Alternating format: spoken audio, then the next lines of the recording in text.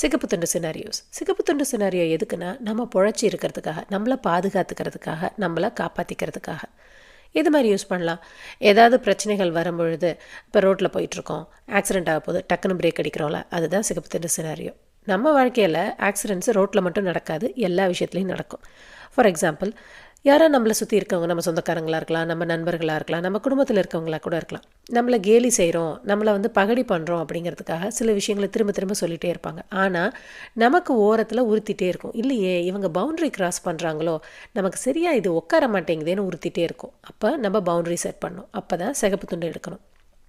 அவங்கக்கிட்ட நேரடியாக போய், இல்லை எனக்கு இது பிடிக்கல அப்படின்னு சொல்லலாம். இல்லை அப்படி சொன்னால் ஏற்றுக்கிற ஆள் கிடையாது, அவங்கக்கிட்ட எதுக்குப்பா வம்பு அப்படின்னு நம்ம யோசித்தோன்னா, ஒரு சின்ன முகசுழிப்பு, அந்த இடத்த விட்டு விலகி போகிறது, அவங்கள சிரித்து என்கரேஜ் பண்ணாமல் டக்குன்னு சிரிக்கிறது நிப்பாட்டிடுறது, இல்லை அவங்கள பார்த்துட்டே இருக்கிறது. இது மாதிரி குட்டி குட்டி பவுண்ட்ரி செட் பண்ணி அந்த சிகப்பு துண்டை கையில் எடுத்தோம்னா நாமளே நல்லா காப்பாற்றிக்க முடியும், ப்ரொடெக்ட் பண்ணிக்க முடியும். இது நமக்கு தெரிஞ்சவங்க சர்க்கிளில் மட்டும் இல்லாமல் ஆஃபீஸ் சினாரியோஸில் இதை நல்லாவே யூஸ் பண்ணலாம். குழந்தைங்களுக்கும் இதை கற்றுக் கொடுக்கலாம். எப்பயுமே பெரிய பெரிய புரட்சி போராட்டம் அப்படின்னு செய்யணுங்கிற அவசியம் இல்லை. ஒரு சின்ன ஒரு தடங்கல், சின்ன ஒரு எதிர்ப்பு காமிச்சா கூட அது புரிய வேண்டியவங்களுக்கு நல்லாவே புரியும். ஆனால் இதுலேயும் சில பேர் இருப்பாங்க, ஓ நீ தடங்கல் பண்ணுறியா, உனக்கு இது பிடிக்கலையா, நான் இன்னும் செய்கிறேன் அப்படிம்பாங்க. அவங்களுக்கு நம்ம வேறு ஏதாவது அப்ரோச் தான் யூஸ் பண்ணணும். பட் ஜென்ரலாக சின்ன எதிர்ப்பு காட்டுறோம், இந்த விஷயம் நீங்கள் பேசுகிறீங்கல்ல, இது விளையாட்டாக எனக்கு தோணலை, எனக்கு இது ஹர்ட் ஆகுது அப்படின்னு ஒரு சின்ன முகசுழிப்போ, ஒரு சின்ன பார்வையோ, ஒரு சின்ன சொல்லோ கண்டிப்பாக இதை நிறுத்திடும்.